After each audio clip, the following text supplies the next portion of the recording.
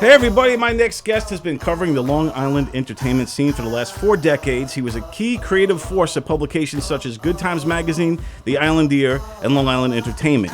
He truly is the pulse of Long Island and one of the people who helped influence my journalistic path. Here he is, the one and only John Blenn. John, what's up, buddy? Nice to be here, guys. Thank you for having me.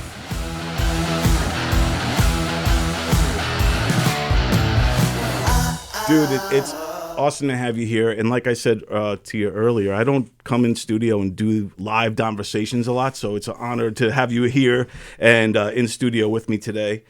It's always fun to sit down with people who have walked the same path, so to speak, and there aren't a lot.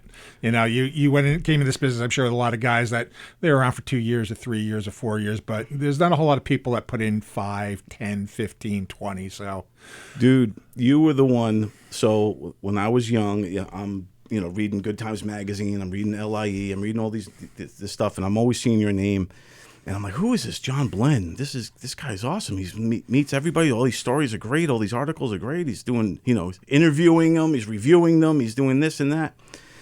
So just take me through it a little bit, because this also with Good Times Magazine, was that the first one that you got involved in? That was the first professional paper I was with. I've actually, at this point, this is my 48th year of being a journalist in some way, shape, or form, taking it all the way back to my first year of college. When I was at Nassau Community College, I wrote my first article there. It was actually covering Roy Buchanan, the great guitar player who was playing on campus. I happened to walk into the newspaper just to find out how you get involved. And, of course, they put me through a really stringent background check. They're like, can you write English?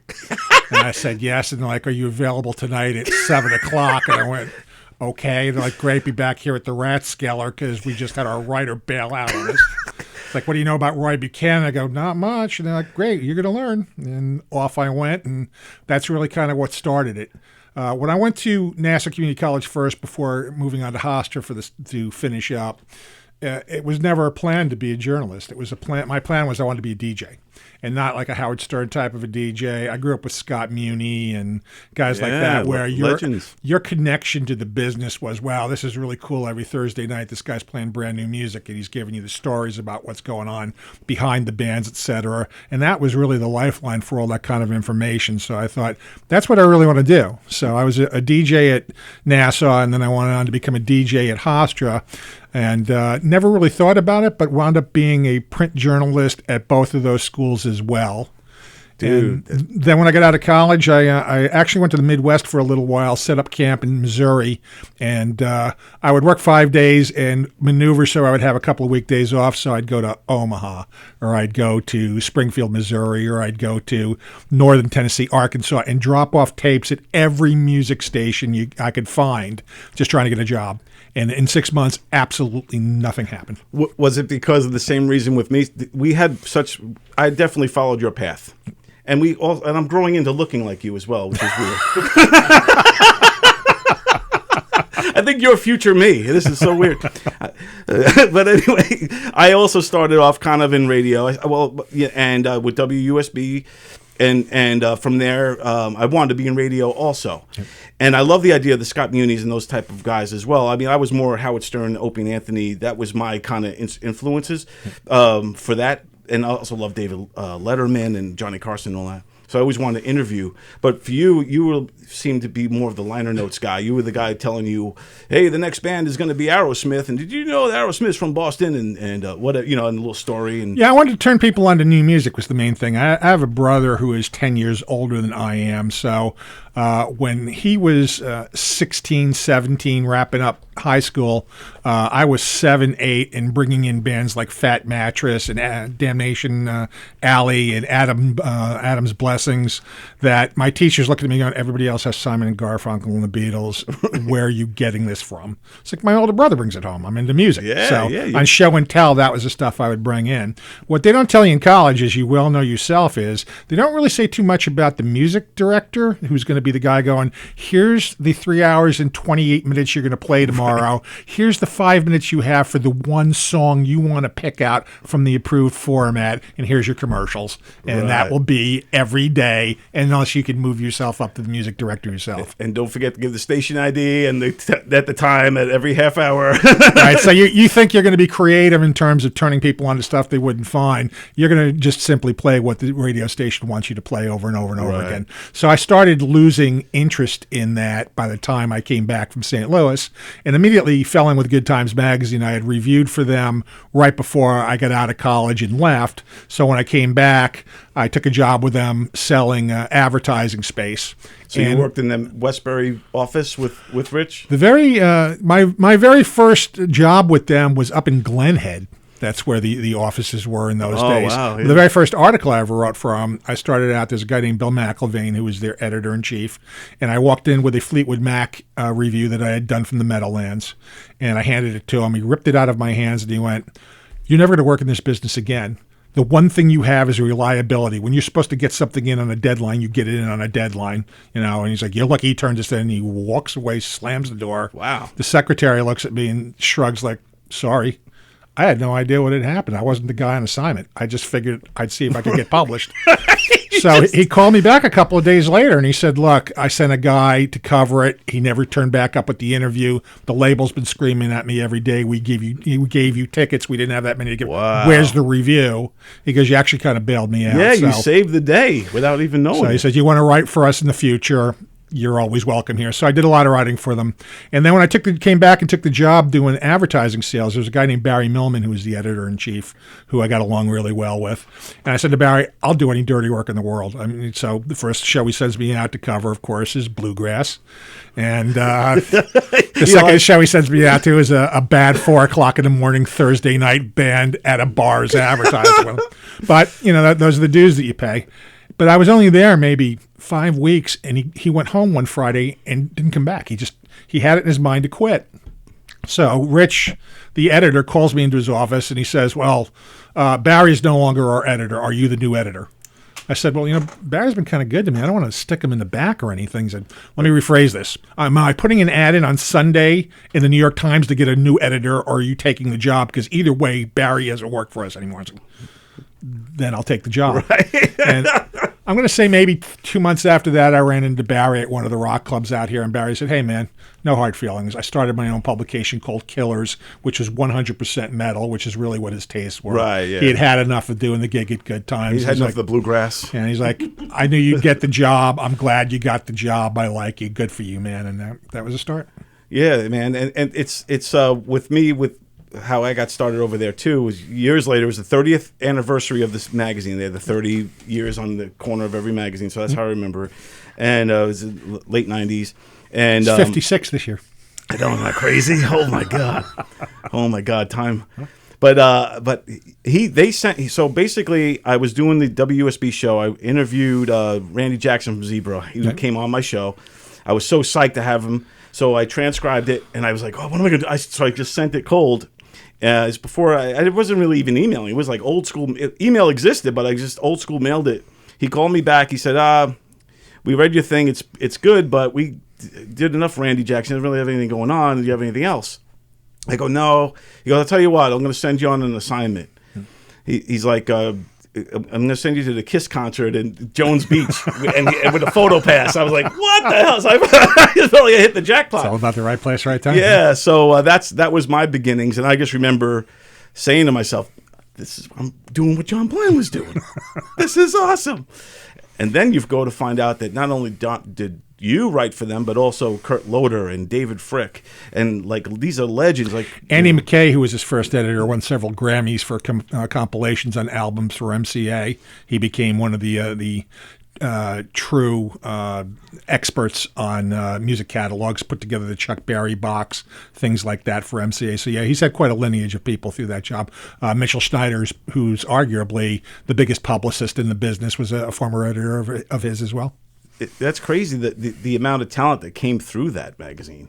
Yeah, I think it has to do with the island too. I mean, as you well know, with the comedy scenes out here and the music scenes, this is just everybody always kind of looks at Long Island as the weaker sister of New York City. I don't think there's any difference whatsoever. I think the quality of talent in all areas of the arts and journalism and media, et cetera, it's the same out here as it is in New York City. Oh yeah, there's definitely. I mean, I'm going to go through a list later of some of the Long Island legends of all forms of arts and sports and everything that came through here, that grew up here. But yeah, so now you're like you said, you're the editor over there at Good Times. How long did you do that, and what kind of assignments came through? I was with them for 14 years in 2 different shifts. Back in late '85, Rich said to me, "I'm going to eliminate the editor's position because we just."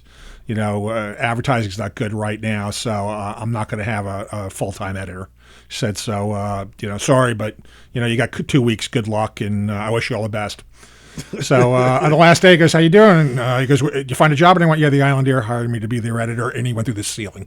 I was like, of all the jobs in the country, they're the first ones to step forward. They immediately offered me a job. I wrote for the Islandeer, too, with a fake name. Me too.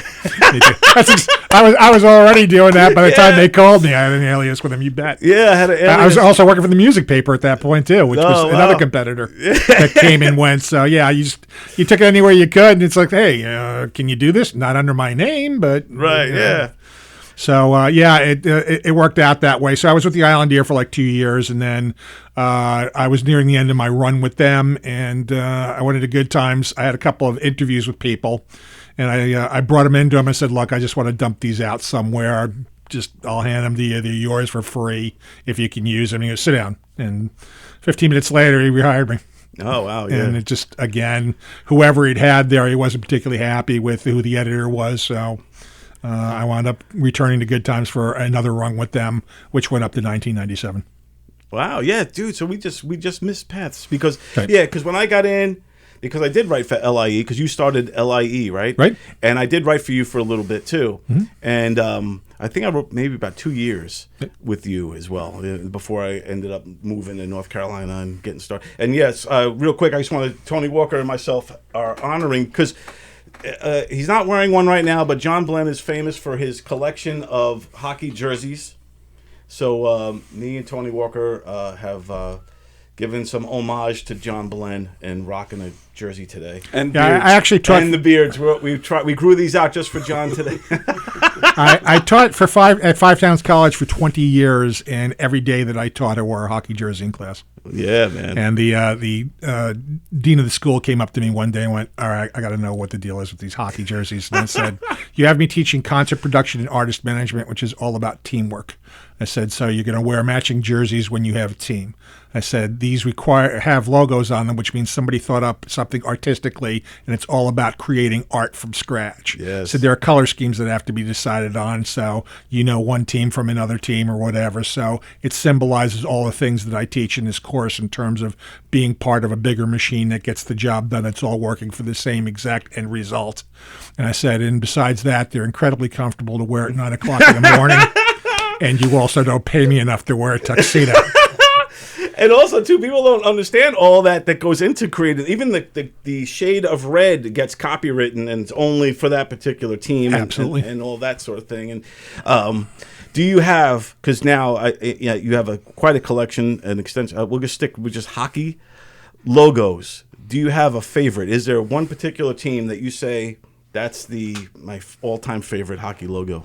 I have to say that it's the Islanders, only because I grew up with the Islanders. I went to 38 of their first 41 games the very first year that they were in the league. Wow. Because you could go to Islander games for $3 if you were a student in those days, and that's how old I was at that point. Wow, so that was the best times. And obviously it's got the area you live in right in the middle of the logo. So yeah, that would definitely be it. The brightest shade of royal blue of that they had would be my choice of the particular ones. I'm an Islander fan, even though I worked for the Rangers. It was very hard. But I'm an Islander fan at heart. Even when I worked for the Hurricanes, every time the Islanders came in, I was like, I just wanted to jump on their bus home. But I'm one of the few, or one of the silent few, I guess, that love the fisherman logo. I got one of those at home in white from actually when it came out. Yeah, it was cool. I always liked it. People, especially the Ranger fans, they crapped on it a lot, but I always liked it from Jump Street from the very beginning. I always liked it. But yeah, and then working with the Carolina Hurricanes and being part of the Hartford Whalers, the whale logo is like on a lot of top 10 lists when it comes to team logos. Oh, absolutely. The Whalers are always on top because of just the artistic. Like you talk about the artistic designing of that logo, and that gets a lot of. I was wearing one a few days ago, but not a Hartford Whaler, a Danbury Whaler. Because the Danbury minor league hockey team there had a Whalers night with a Danbury jersey. So it's a D that goes into the whale fin. And I probably had 15 people stop me on the street, in the course of that day, go, what is that? Where's that from? Right. What is it? So it's cool. When I worked in minor league baseball for a little bit, the Carolina Mudcats, people would come there just to buy the merch because they collect it. Like there's collectors that go around and they just want the logos. They want the hats, they want the shirts, they want the stuff. Okay. Yeah, it's crazy. Yeah, I have about 400 hockey jerseys. The only thing I do not have is Rangers, because being a hardcore Islander, couldn't put a Rangers on my back. Though I will say I do own a Hartford Wolfpack jersey. Nice. From being up there. But yeah, I'd pick them up wherever I was and just continued to collect them. I mean, I have a Lowell Lock Monsters jersey. They lasted exactly one season, I think. Yeah. It's a beautiful arena, but it didn't work out. Cam Ward played there. Yep. And that's where they had, they had goalie fight. Big goalie. Yeah, that's awesome. But yeah, so with the back to the writing stuff. So now with when you get different types of editors or whatever, like a Rich Bransford who got recently, I think, into the Long Island Music Hall of Fame. Yes, he did. What's your relationship like with him after all these years? Don't speak to him. Really? No. It's a situation with without getting into any minutia of it. In 1997, my wife, who owned her own graphics company, we'd been married about 5 years at that point. Yeah. She was offered a job she really couldn't turn down from the town of Hempstead. They wanted her to come over there to be their head graphic artist. It was a wonderful opportunity. And she said, if I take this, I'm going to need you to run the family business. I need you to oversee it.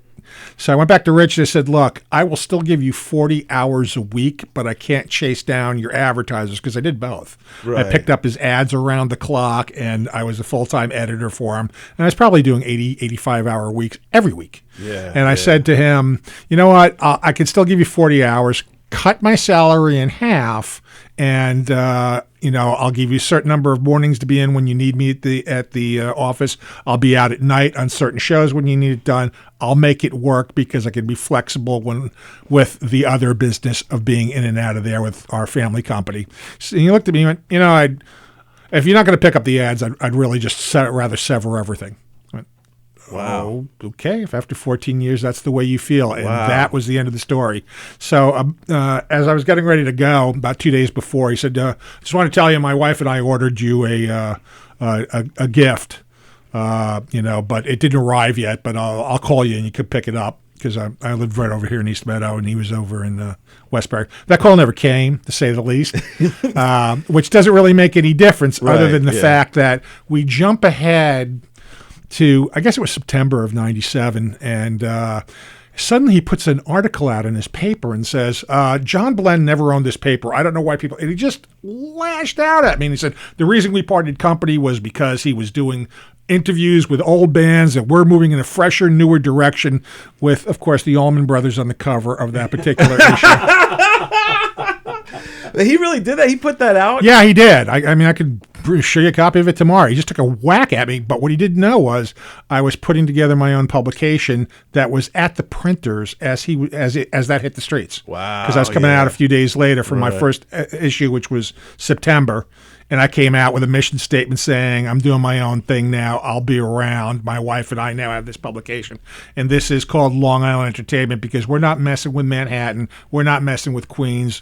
We're covering our backyard, our home. Yes. And that was the last time he took a shot at me. Yeah. All of a sudden, radio silence. And I bumped into him maybe once or twice when I was a general manager at Westbury Music Fair. He came in to pick up tickets. He was like, "Hi, how are you?" Handed him the tickets. Professional, sociable enough, but yeah, that was it. Yeah. Yeah, that's a shame because after 14 years you deserve more than that, and all you did for that magazine, like I said, you not only were the pulse of the Long Island scene, your name was synonymous with the magazine to the point where he had to write an article about, hey, he's not the guy. But you really were. I don't know what he was listening to or what triggered him to do that. I have no idea. I never made any pretense at any point that was my paper. The one good thing about it, the best thing about all those years at Good Times, because I really loved the guys that I work with, from the graphics people to all the other reporters we had that I work with. The great thing about it was, I think he probably told me twice in 14 years, you have to do this interview with them because they took out a full page ad or something along those lines. Right, yeah. Most of the time when that came up is like, we need to have a piece done on them, get it done, at which point you called in the intern you'd had for 3 weeks who was happy to be breathing. Right. It's like, would you like to write something? Yes, I would.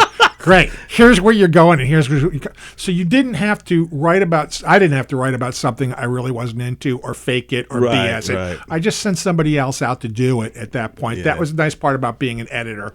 And the other good thing about it is that unlike Rolling Stone, which of course you don't have the same amount of eyes on what you're doing, but on the other side of the coin, you get to pick what you want to do. Right. So I was always had the freedom there to talk to, review, cover the local artists. My attitude was, if you were able to claw your way to an independent record deal or a major label deal, you should have an interview on you. Somebody should talk about you, write about you. Right. If you're a comedian that it's somehow gotten up to the level that you got a TV spot, somebody should review you, cover you. So I had a lot of leeway on that, and I would have traded that for anything. Working for bigger publications would have never allowed me that kind of flexibility or ability to help people who needed it. Exactly. And I had the same type of thing with Good Times. I feel like it was more organized when you were there, because when I was there, maybe I was just a freelancer.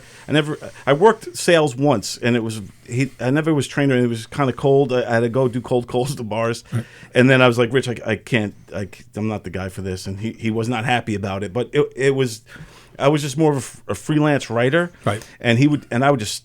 Dude, I was writing like crazy, and I would just send him stuff all the time. He would keep sending me to places, send me CDs to review, all this kind of stuff. But it never felt like organized. I was just, and like you said, I had the freedom. So I was writing about all the comedy stuff, and I'm talking like open mic level comedians. I was doing, I did a full page photo spread on Benny Rizzuti, right. And I love Benny Rizzuti. He's one of my good friends, but and they published it, and God bless him. But still, yeah, that's crazy. Oh shit! But yeah, and I got thrown off with images over there. Oh, sorry. No, it's all good. You're good. It's good. That's funny. Got my eye on all of it. But yeah, those days were great, and and then the LIE writing for you, and how long was that paper around? LIE started in September of 1997. Actually, make that August of 1997, and we went through till I think 2003 was when they closed up, because at that point I didn't have it any longer. Ironically, passed it along to the guys who were our publishers, who in turn turned and I guess sold it to Richard Lahamadou, who ironically used that. He's a writer too, right? Yeah, he used that as the basis for creating the concept of the Long Island Music and Entertainment Hall of Fame. Oh. It's like at that particular point, I think he was a conductor on the railroad and he was a blues guitar player, etc., but he didn't have a lot of identity in the area market in terms of being a arts person. And that paper just kind of took him to another level at that point and gave him some credibility to go start that. So he was part of that first panel that put all that stuff together for the Hall of Fame long before they had an actual building. Yeah. So, and in the meantime, the reason that I turned around and I moved it along was that I had become the general manager at Westbury Music Fair. And I was on a job at Westbury Music Fair 2 days when Five Towns College walked in and said, "We'd like to hire you to teach for us." Yeah, went, so you would. So all of a sudden, it just wasn't enough time to do all three of those things. You were in demand. Yep.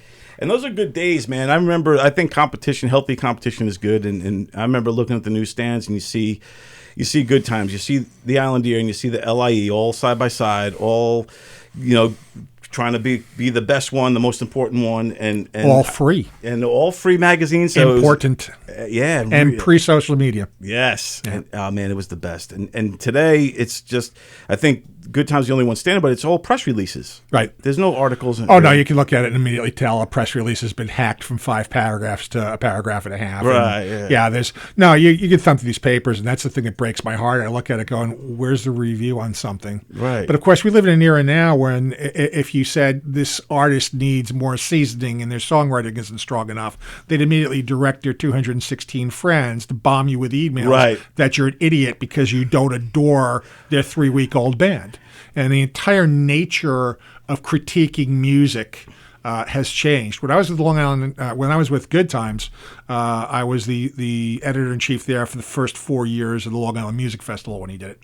The guys who didn't win the music festival, just about every phone conversation the day after their band lost was the same with, you MFers. I swear to God, you guys wouldn't know, talent if you threw it up all over the front of your shirt. But I take those calls. I take every one of those calls, and I'd be like, you know what, man? Nobody knew who you were before this festival. You played for 85 people in a small club. They liked you. You told me yourself you sold CDs at the show to strangers. Next year, maybe you'll be better. Maybe next year you'll win. Maybe you'll have different judges at the show you're at.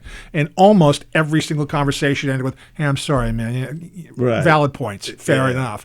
When you could rationalize that and do that these days, as you know, no matter what you're talking about, I got to win the argument, so we're going to scream and yell and carry on without listening to put you down and curse you out. Yeah, and it's unfortunate because that magic of those days of journalism will never come back.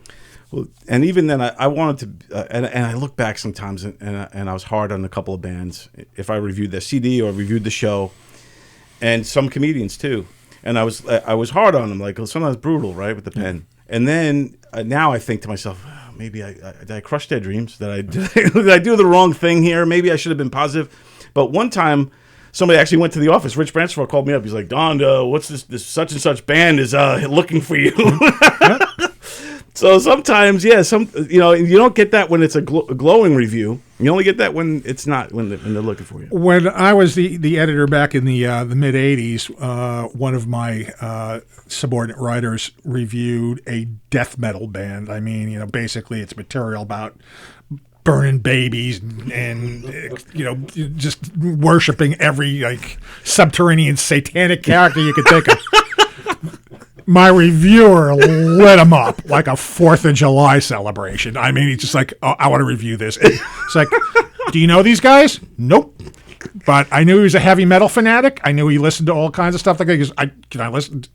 Go ahead. So he turned in a review, and I went, all right, you didn't personally attack him as a human being, but you absolutely shredded this music. Okay, fair enough. So we put it out. One of the guys from this band calls me a week after it hits the streets and goes, yeah, I'm calling about your writer who wrote this about my band, and he said this, and he said that. He said my lead singer wore played-out Road Warrior clothing, and he walked around and yelled at the show, and he basically insinuated that he couldn't sing at all. And I went, and your point is? He goes, he was really, really mean. All of a sudden, the guy's voice cracks. What? And I realize, as he's talking to me, he's really struggling to not cry that somebody disliked his band that much. And I'm sitting there in disbelief going, you can't sing about devil worship and cry if somebody doesn't like you. His mascara was running. It's not allowed. There's no crying in death metal. Yeah, there's no crying in death metal. It's supposed to be one. You can't talk about killing babies and then cry because we didn't like it. It was bizarre, to say the least. And he really wasn't a bad guy, but it's like, dude, I think you might want to rethink where you're going and what you're doing. Right. And I mean, there are bands out there too that do a lot of really dark stuff. And like you talked to, it's the fastest way to sell tons of stuff. That to me is something I think you could always smell on every artist you listen to. It's like, I don't know if they're sincere. Right. Are they real? They sound like they're trying to create stuff that will sell to a particular niche, or they want to be pop stars and they don't believe a word that's coming out of their mouth. Right on. Now, through the years, like I've seen, like when I started, the new metal trend was just starting up, and also the emo scene, which was big here on Long Island. Take me through some of the bands that you might have saw at the very beginning that actually kind of took off. Back in the days that when I started, I think that probably song for song the best songwriters I've ever seen on the island is Broken Arrow. I think they were a remarkably talented band that had not one but two major label deals in the same calendar year and never got the album out to the marketplace because of the corporate politics that go on, et cetera. And of course, they had an unfortunate tragedy where their lead singer passed along the way. Still to this day, because they still get together and play every few months, like 3 or 4 times. Right, yeah. They're still an amazing band. The harmonies, the writing. Bonnie Parker was a tremendous talent at her height. T.C. Cross was pound for pound every bit as good as a Joan Jett or a Pat Benatar, and came close too. Some of these guys I worked very close with, and sat in the label meetings with people trying to get the deals done, and it didn't quite work out. So there's always been a tremendous amount of talent out here. There still is. Certainly in the late 90s with LIE, bands like Bayside coming up, et cetera. Oh, yeah, I had an editor that when I went to work for the music fair, I put a kid named Darren Palchowitz in my place as the editor. He'd been a writer who just walked in off the street as a 16-year-old kid, talked to him for about 10 minutes and went, this kid is 16 going on 45. And he's got a couple of books out at this point, and he's done really well for himself. But he was a tremendous writer, and he was incredibly adept at fleshing out new talent on its way up the ladder.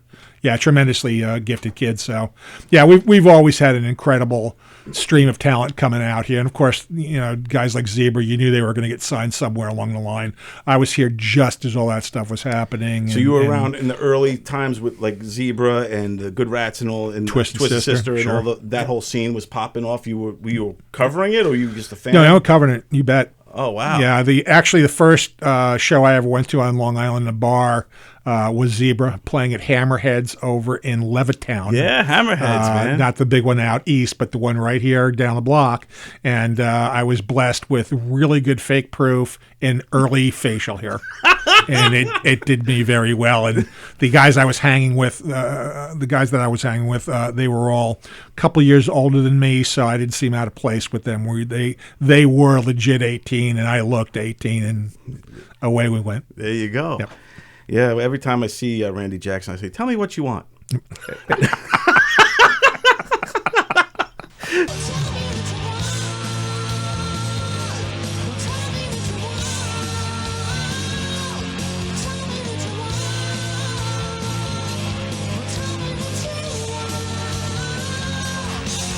But it was pretty cool. I don't know. Just cheesy jokes. but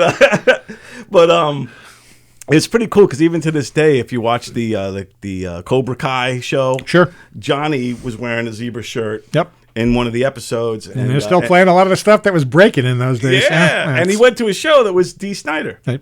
So it was pretty cool that there's Long Island connections even through that show. Because, again, like when people sleep on Long Island, so much greatness came from here, man. Oh, without a doubt. Well, I mean, most people don't realize that Leslie West is an East Meadowite. That's where he started his journey. And there's so many guys that came out of here that went on to make it. And there are other guys, too, that even though they weren't from Long Island, one of my dearest friends in the world is a guy by the name of Martine Geeky. Martine and I went to college together at Hofstra. He was the musical director for Billy Gibbons' first side band called the BFGs. He played on that first album. He's produced dozens of albums. He's made, as a film director, screenwriter, dozens of movies. And he had bands back when we were in college that these guys were all phenomenal musicians, phenomenal players. And why some guys make it? Stanton Anderson, how do they not have a major record deal all these years later? Seems like they should have, but they didn't quite get to that promised land, but not from lack of talent or deserving it. It always boggles my mind how sometimes you see certain bands that made it versus other bands that didn't, and the talent difference. Like the band that made it might just be like, really? This band? Right. And then you look at a band that's amazing. They just never had it. So there is like, I don't like using the word luck, but there is opportunities, or the way the sky, the planets align perfectly, or just things happen for certain people, personalities. Right. You know, it's just crazy how that happens, because you see, like, you know, covering music and comedy through all those years that you did, you must have seen probably more great guys that never made it than you had guys that made it. Yeah, I mean, there were a lot of people that, talking to people at the labels all the time as a journalist, they were always asking me about bands out on Long Island and coming out here to check things out, because literally Tom Petty hits. So you have EMI going, why don't we have something to compete with that? And then all of a sudden, voila, there's Huey Lewis and the News. Right. And though they don't sound exactly alike, they were all filling the same marketplace. Right. And when TC was up for a gig, Polygram was going to sign one or the other. They had their eyes on two girls that were very similar, and a gal by the name of Soraya, Sandy Soraya, who was from New Jersey, that Long Island guitarist Tony Bruno used to play in her band. They got the deal. Right. It was them. Right. But it was that close. Could have gone either way. Yeah. You know, and TC did get a record deal with a Columbia, a CBS subsidiary, 10, 12 years ago. Should have been 25 years earlier. Sometimes you do get there late. Sometimes you never get there. But, you want to keep trucking and keep working at it. Anything can happen if you're, you got to be in it to win it, as they say. Yes, indeed. Yep. Yes, indeed. And it was cool. Like, for me, my experience came in like I said, like 98, 99, writing for the magazines and all that stuff, and then seeing kind of, the emo scene here, like Taking Back Sunday and bands like that, and the Brand New and all those emo bands, and just kind of being a part of a scene and seeing it grow and then become something is pretty incredible to be a part of. Right. To be a part of the Long Island scene, just to say, I covered these guys, I knew them when. Oh, absolutely. I mean, to that note, I used to always tell the kids that I taught at Five Towns College, don't be overly competitive or fight with the guys that you're sitting next to, because you never know who you're sitting next to. I spent several years at Hofstra University, and in my film courses, that guy Martin Gigi, who just won an International Films Award for Sweetwater, movie about the first black NBA player last year. Wow, nice. He sat next to me in most of the classes, and the guy I sat on the other side of me co-created Everybody Loves Raymond, Phil Rosenthal. Wow. So yeah. that could be who's in your classes. Right. There's a girl that I taught at Five Towns College named Cindy Winters, who's been in, she was actually in Jesus Christ Superstar on television. Wow. And she also was in The Lion King and also in a couple of other Broadway plays. People said to me, did you teach her everything she knows? I went, you bet. About managing a theater. Yeah. As far as being able to sing, dance, act, she had that talent probably from the time she was 6. Couldn't teach her a thing on that. She already knew it before I did. But, you just never know. And it is fun to look at that. A former student of mine, Annie Stoic, who's out there, everybody in the industry knows her. She's the lighting gal and assistant tour manager for Joan Jett. Oh, nice. And she also this year subbed as an assistant lighting gal on the Trans-Siberian Orchestra. She went in and subbed for a couple of weeks for Styx when somebody was down. So she's got herself firmly implanted in the business too. And to me, that's as much fun as anything else, is like seeing people like that you taught for a year and a half that have made it. Mike Houlihan, who's another guy that I taught, is the assistant to Fred Schneider of the B-52s now.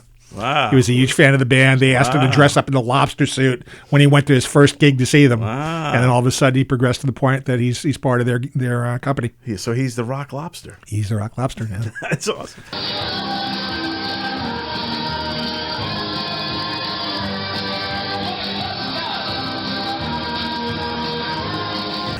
So, now, are you in the Long Island Hall of Fame yet? No.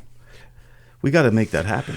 Do you want to be? I think you deserve it. It would be a tremendous honor if it came to me. I don't sit up worrying about those things, because that's not for me to judge. That's for somebody else to make a decision whether the contributions were there or not. I think so. I'm going to rally for it.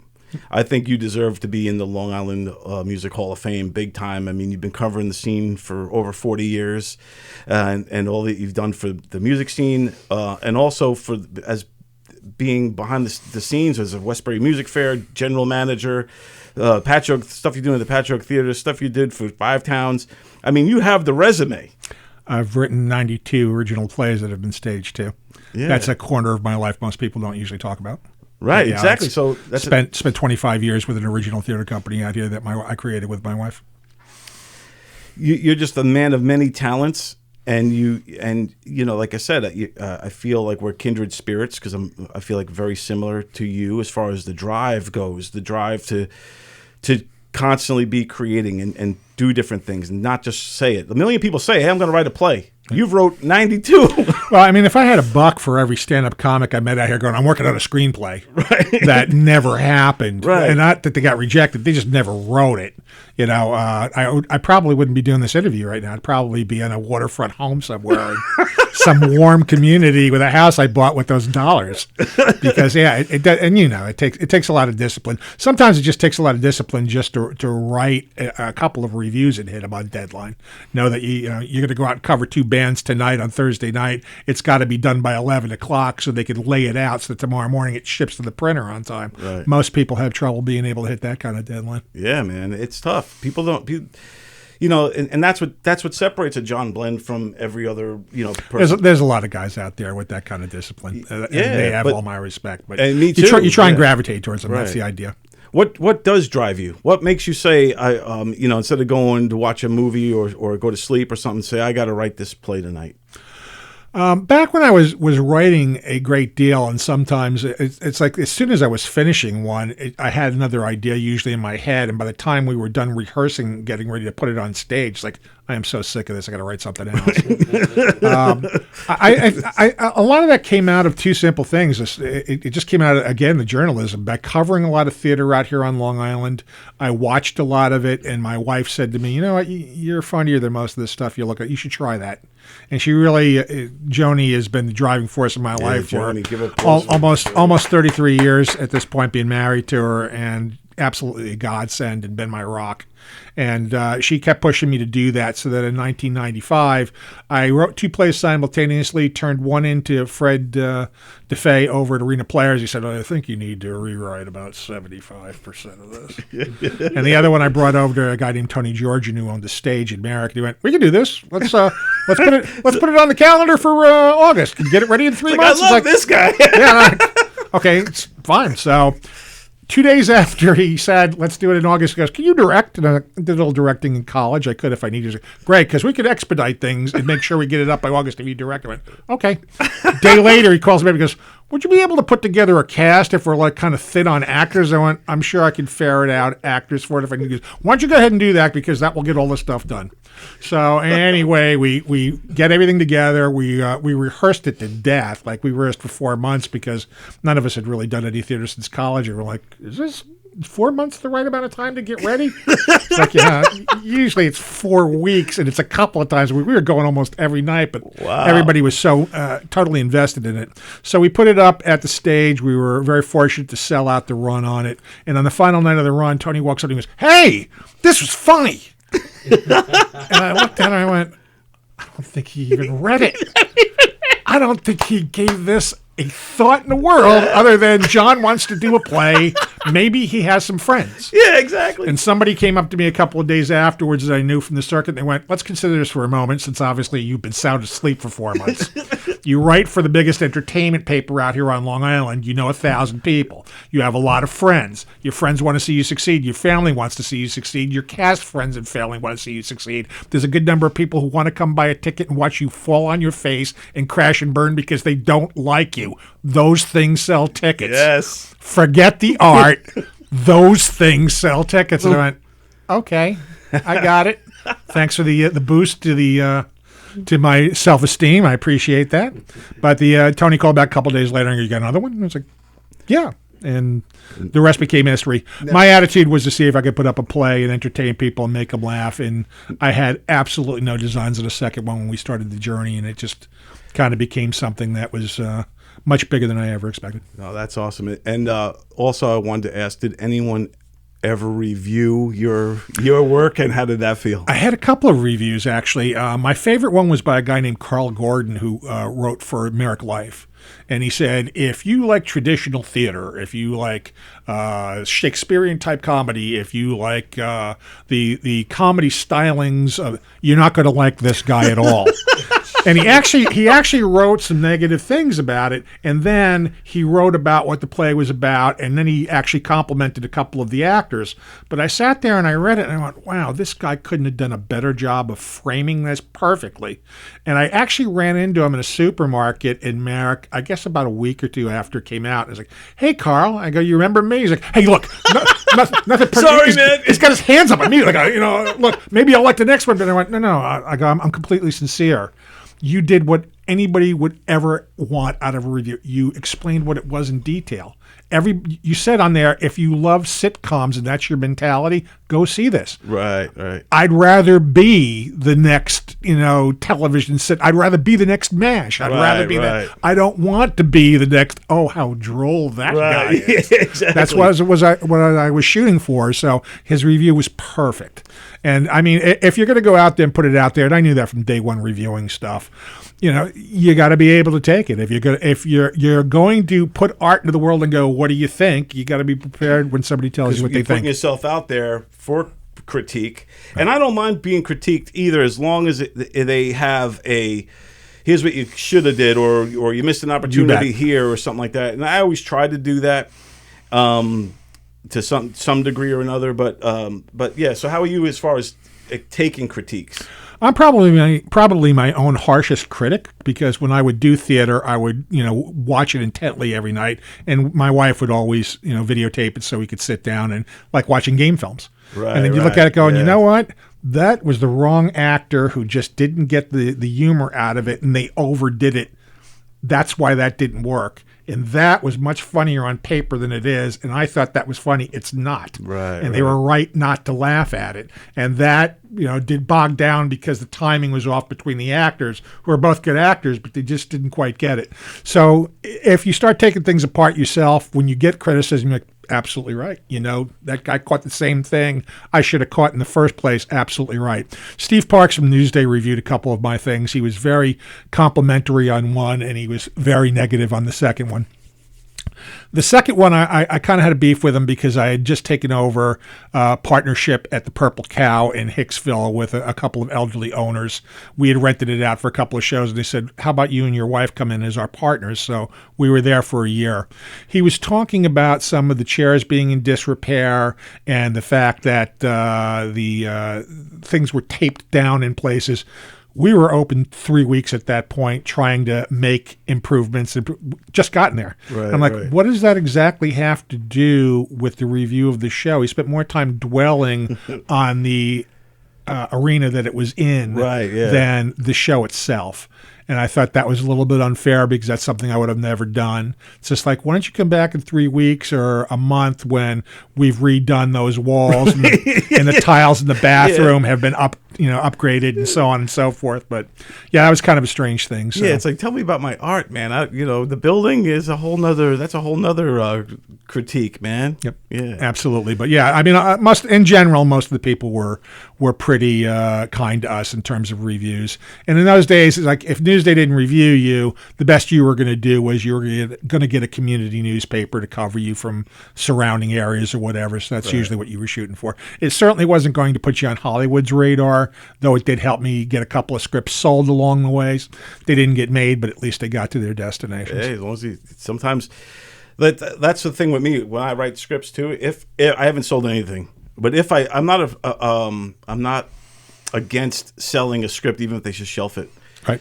Because I'm like, all right, it's all coming from here anyway. I can write more stuff. Hey, if the worst thing that happens is you made the car payment, it's not the worst thing that could happen. So it's absolutely. Well, I mean, you probably remember, or maybe you don't, because most people don't, Ford Fairlane with Andrew Dice Clay. Yeah, of course. That script sat on a shelf for almost 10 solid years before he pulled it out, blew the dust off it, and went, this is the one I want to do. And because Clay was on a roll at that point, it got done. But before that, it was just collecting dust at the parent company. Wow, it's crazy. Yeah.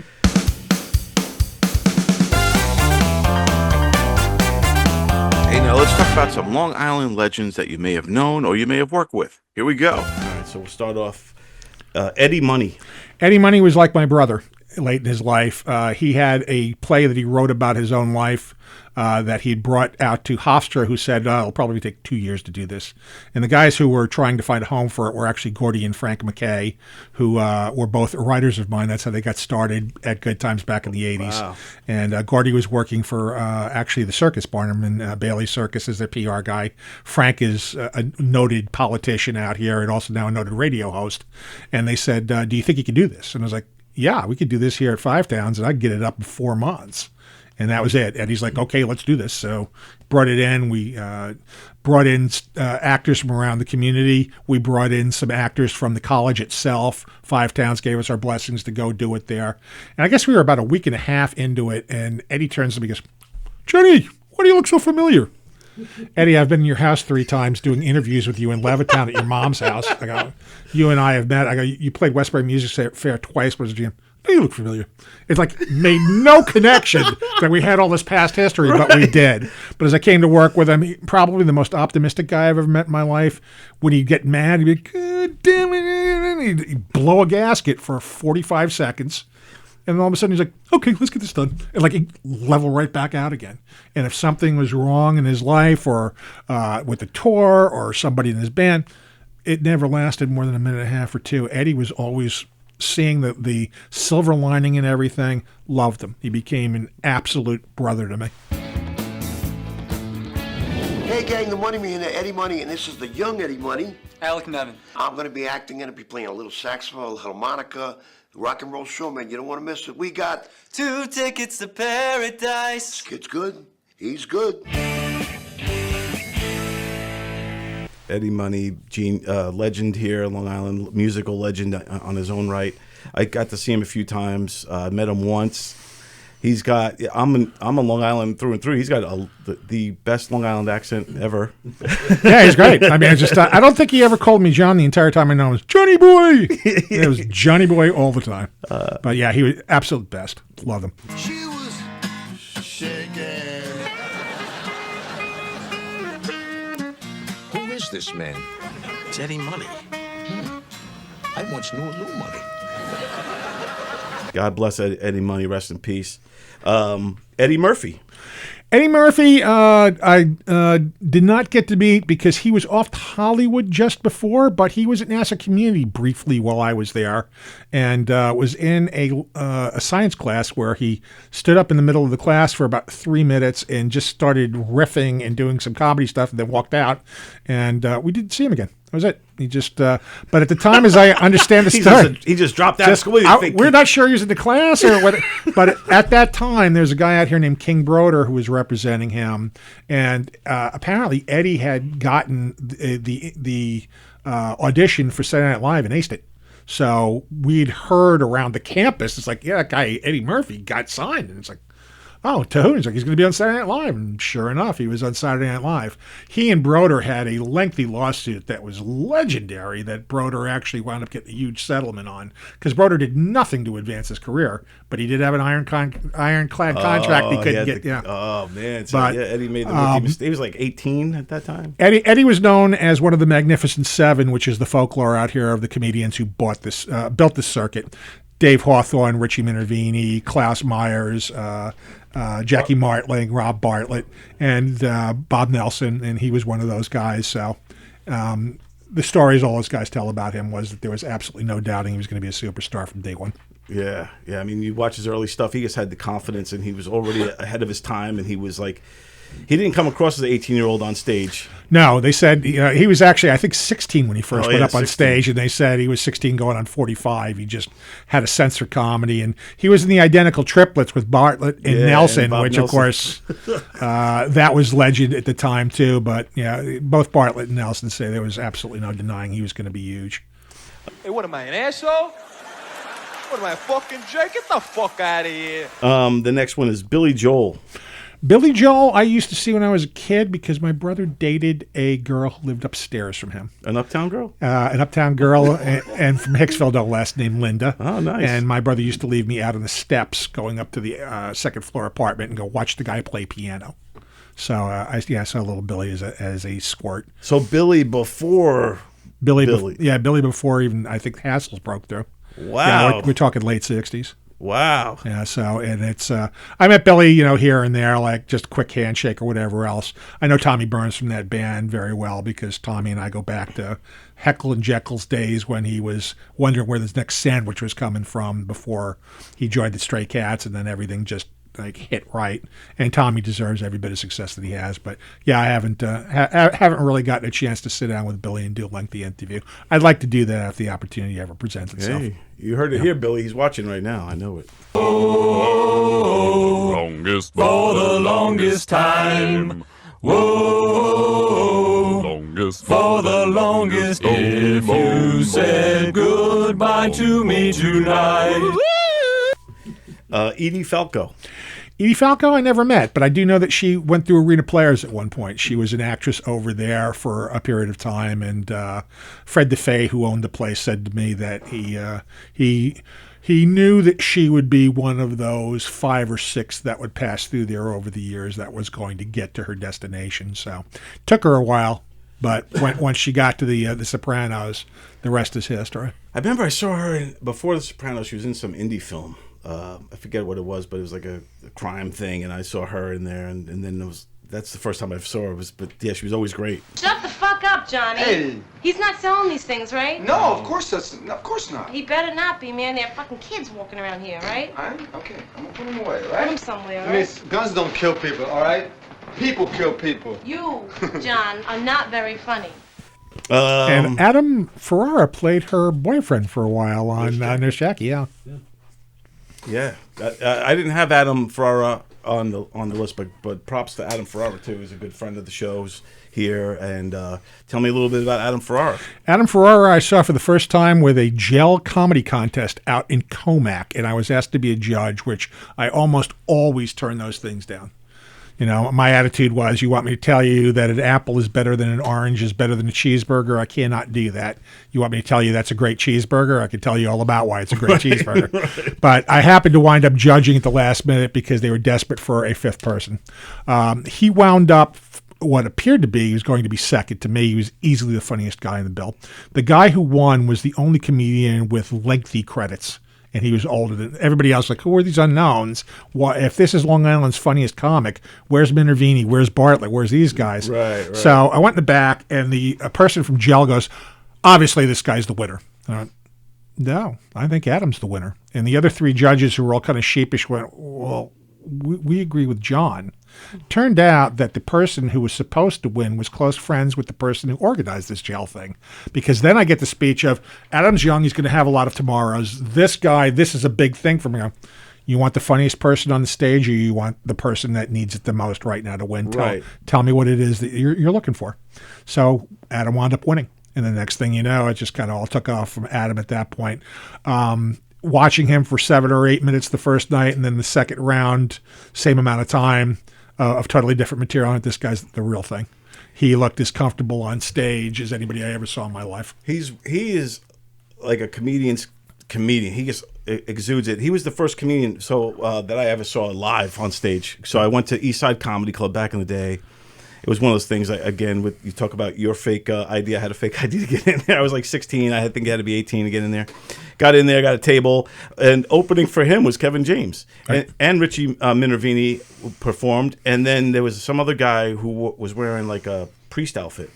Or like he had like a priest. Father Guido Sarducci, maybe? It was, I would have remembered if it was Guido Sarducci. I forget who it was, but Adam was the headliner, and then they improv'd afterwards and all this stuff.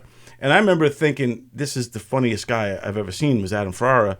And then all of a sudden I'm watching the half-hour comedy hour on MTV, and I see Kevin James starting to pop, and I'm like, and then all of a sudden then Adam's popping. I'm like, I saw those guys.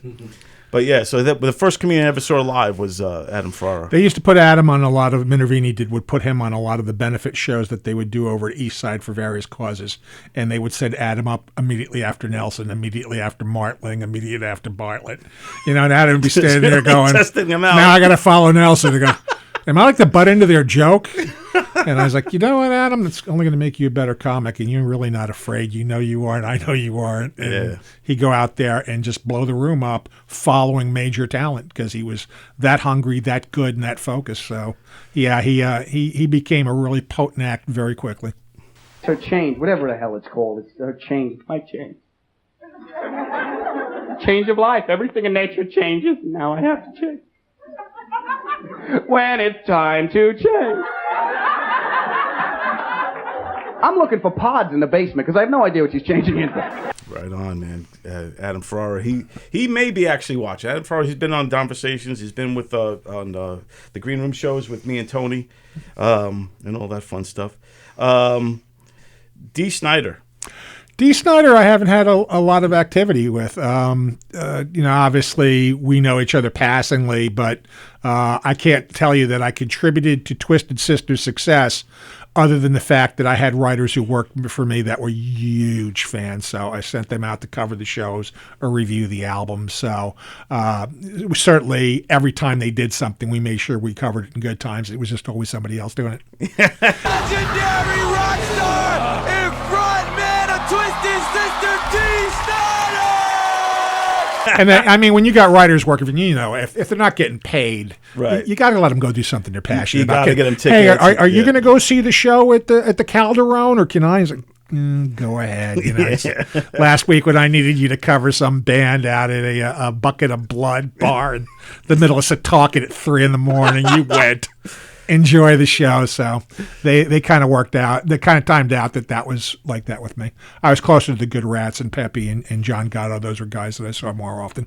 That was you talk about bands that the woulda, coulda, shouldas that should have made it, and the Good Rats. They were like Long Island icons.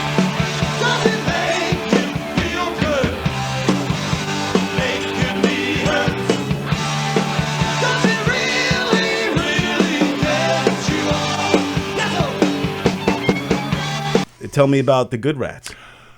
Pepe Marcello never hit an edit button in his life, and love him for it, but that's probably why they weren't bigger than they were. He did produce Fiona's first album for Atlantic, which is something of a success. They were signed to Arista Records, and he actually did an interview with Good Times. This is before I got there, but decided to use the article as an opportunity to talk about how stupid A&R people were, et cetera. And all of a sudden the deal went away. Well, so that will happen. I can't testify to what actually happened with it. I just heard the stories after the fact, but they accomplished a tremendous amount as an independent act, and you had to know the Pope to get a ticket to see the Good Rats on the 4th of July at my father's place. Yeah. It was like the event of the year every summer out here.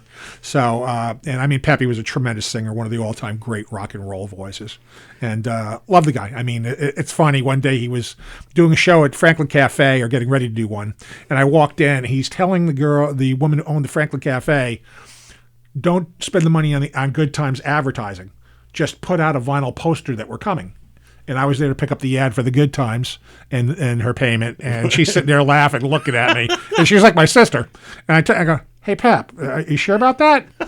He walks outside with me. He's like, hey, man, I'm just trying to get the poster, get the banner outside. Right. She'll wind up writing the ad anyway. I'm just trying to get both. Fair enough. But yeah, I always liked him. He was a lot of fun and just tremendous talent. Right on, man. I remember right when I started getting involved in the scene, it was all you hear about is the Good Rats, how great they were and legendary. They did a reunion back in the early '90s, and somebody reached out from their camp to have me come introduce them, and it was really an honor to do that. That's awesome. Because when you grow up with somebody like that, and then it's like, would you come introduce us? It's like, I would love to. So it was nice. Who the fuck is this? Paging me at 5:46 in the morning, crack of dawning, now I'm yawning, wipe the coal from my eye. Who is this paging me and why? Got two more here. Sure. We'll go with Chris Angel. Chris Angel, who was just on Gutfeld, a couple nights ago. Yeah, actually, I know Chris from when he was starting out. Chris wanted to be the singing magician.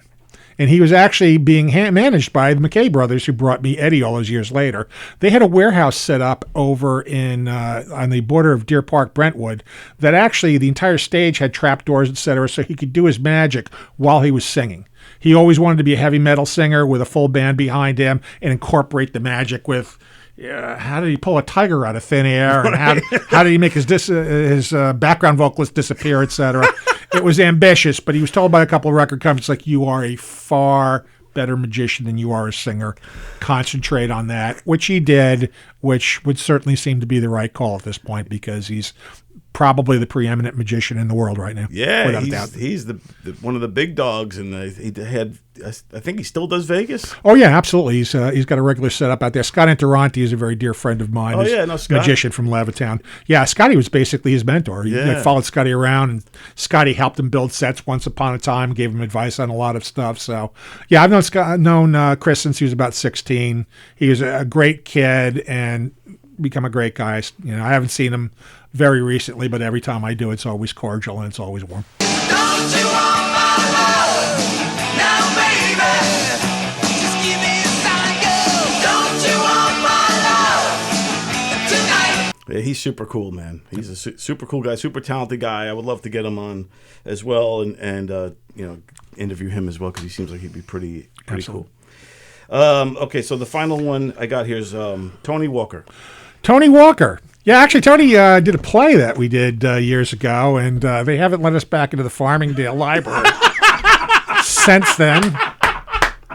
I don't know what happened. Go to the three shot. That's great.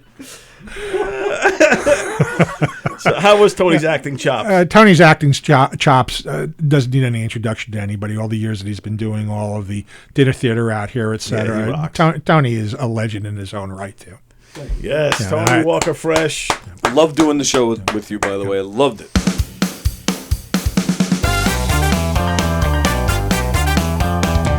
Do you do any acting? I do. I've actually been in a couple of Kevin James movies, and my buddy Martin Gigi, I've done 3 movies with him, and I'm supposed to do another one later this year. Nice. Are you typecast? Is there any particular role that they make you do? I don't know if I've been typecast yet. In Kevin's movie, I played a board member telling everybody to sit down. We're about to begin. Please take your seats. Believe this guy? All right, we're sitting. Plenty of seats. Come on in. How much food do you think is stuck in that beard? I don't know, but I can see corn from here. Oh, yeah. You dip that beard in hot water, you got ramen. I actually had a Dennis Potvin-style Fu Manchu in a movie called Bronx Bull, where I look like I'm going to pick a fight with William Forsythe, who was playing the great boxer of that era. Wow. And actually, all I'm looking for is an autograph. And it's kind of funny because I got into trouble with it, because when I walk up to Forsythe, I'm supposed to say, "Hey, can I get an autograph?" He goes, "Yeah, okay." And he says, "Can I get an autograph?" And he's like, "Yeah, sure. You know, you want this for you." It's for me. Could you, dear Carol? The entire set starts laughing.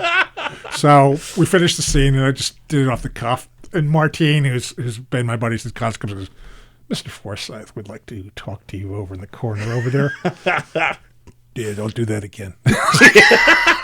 Don't get cute, kid. Yeah, he did not like me upstage in the moment with that little one-liner. So they had me playing a patient wandering through a hospital for a blip in a movie called Beneath the Darkness with Dennis Quaid, and nice. My wife and I were just backgrounds in the movie Mall Cop. We're in the karaoke audience behind Kevin. While you were in that scene? Nacho Shoshi, yeah, during the nacho eating thing. We're over both of his shoulders in it. So it was a lot of fun. Cool. Very cool. And go.